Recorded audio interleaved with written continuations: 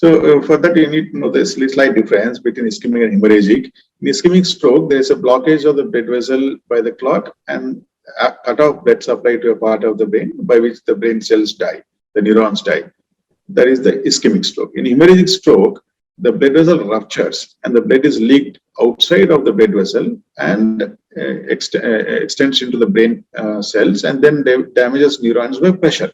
So in one case, there is a direct damage to the neurons. In the other case, there is indirect damage by pressure by the blood leaked outside of the blood vessel, the ischemic and the hemorrhagic stroke.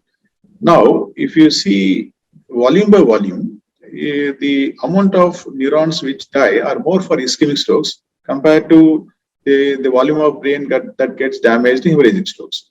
So if you have volume to volume comparison, people who have ischemic strokes have much more disabled compared to people who have hemorrhagic strokes.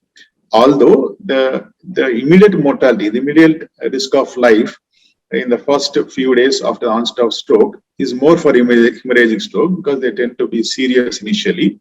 But once they recover in the initial acute phase, the recovery seems to be faster for patients with hemorrhagic strokes compared to ischemic strokes because the number of cells which die theoretically and even practically are lesser compared to the number of neurons which die in ischemic strokes. So hemorrhagic strokes patients tend to recover a little faster, although the initial mortality in the first few days of life is higher compared to ischemic strokes.